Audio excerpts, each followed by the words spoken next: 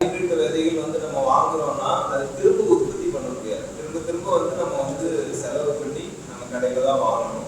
ஆனால் நாட்டு காய்கறிகள் வந்து நம்ம தொடர்ந்து அதுல இருந்து விதை எடுக்க முடியும். அது ஆயிரக்கணக்கான ஆண்டுகளுக்கு வந்து அதுக்கு நம்ம தொடர்ந்து அந்த வித்துக்களை வந்து இருக்க முடியும்.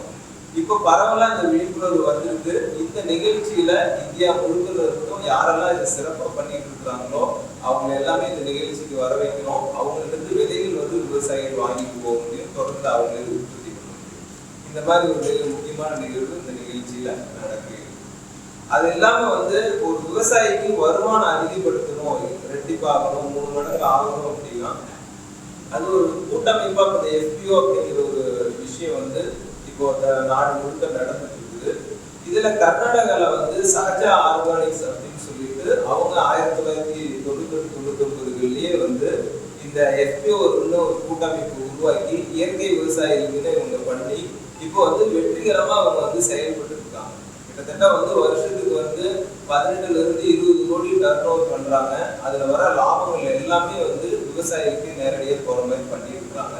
இப்போ அதுல இருந்து என்ஆர் ஷெட்டின்னு சொல்லிட்டு அந்த FPOட ஃபவுண்டர் அவர் வந்து இந்த நிகழ்ச்சியில வந்து பேசுறாங்க. ஒரு FPO வந்து எப்படி கட்டமைக்கணும், அதுல என்ன சவால்கள்லாம் இருக்கும், அதை வந்து நம்ம எப்படி தாண்டி வரலாம், விவசாயிகளுடைய வருமானத்தை வந்து எப்படி அதிகப்படுத்தலாம் அப்படிங்கிற விஷயத்தை வந்து பேசியிருக்கிறாங்க. இது FPOவா இயங்கிட்டு இருக்கக்கூடிய விவசாயிகளுக்கு இது ஒரு பெரிய வாய்ப்பா இது இருக்கும். அடுத்ததான் வந்து இந்த நாட்டு காய்கறிகள்ல என்ன விவசாயிகள் பிரச்சனையை பார்ப்பாங்க அப்படின்னா அதுல வந்து ஈல்டு கம்மியா இருக்குன்னு பார்ப்பாங்க.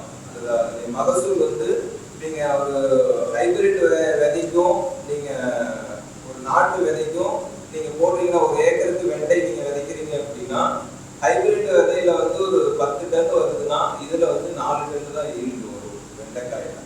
ஆனா இந்த சவாலையும் வந்து அதை முறியடிக்கிற விதமா சஹஜா சீட்ஸ்ன்னு சொல்லிட்டு கர்நாடகால இவங்க கிருஷ்ண பிரசாத் அப்படின்னு சொல்லிட்டு கேபின்னு சொல்லுவாங்க கர்நாடகால. இவங்க என்ன பண்ணியிருக்காங்கன்னா இந்த காய்கறி விதை நாட்டு காய்கறி விதையிலேயே எந்த அளவுக்கு ஹைபிரிட்ல ஈல்டு கிடைக்குதோ அதே அளவு கொண்டு வந்திருக்காங்க. அதாவது நாட்டு விதையிலேயே வந்து மேம்படுத்திருக்காங்க.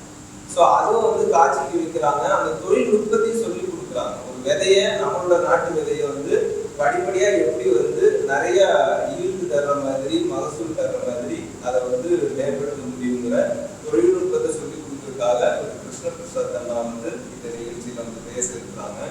யாரெல்லாம் நாட்டு விதையில ஆர்வமா இருக்கீங்க, அதே சமயத்துல இதுல ஈல்டு வராதுனால அதை தவிர்த்துட்டீங்களோ அந்த மாதிரி விவசாயிகள் எல்லாமே வந்து இதை வந்து பயன்படுத்திக்க முடியும். அடுத்ததான் வந்து விவசாயிகளுக்கு இருக்கிற ஒரு முக்கியமான ஒரு பிரச்சனை வந்து உற்பத்தி பண்ணிடுவாங்க, ஆனா அதை வந்து சந்தைப்படுத்த தெரியாது. நேரடியாக சந்தைப்படுத்தினா தான் அவருக்கு தேவையான வருமானம் வரும். இல்லைன்னா நடுவில் யாராவது தான் வந்து அந்த வருவாயை எடுத்துட்டு போற மாதிரி ஒரு சூழ்நிலை இருக்கு. இப்போ இன்னைக்கு வந்து சென்னை மாதிரி சிட்டியில வந்து இந்த இயற்கை உணவு சாப்பிட்றதுக்கு காய்கறி சாப்பிட்றதுக்கு நல்ல ஒரு விழிப்புணர்வு வந்து வந்துருக்குது.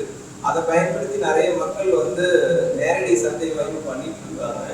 இங்க சென்னையில வந்து திருமதி அர்ச்சனா ஸ்டாலின்னு சொல்லிட்டு ஒருத்தவங்க அவங்க விவசாயமும் பண்ணிட்டு நிறைய விவசாயிகள்கிட்ட இருந்து இந்த இயற்கை காய்கறிகள் வாங்கி கிட்டத்தட்ட ஒரு 10,000 குடும்பத்துக்கு வந்து இங்க சென்னையில வந்து அந்த காய்கறிகள் வந்து கொடுத்துருக்காங்க.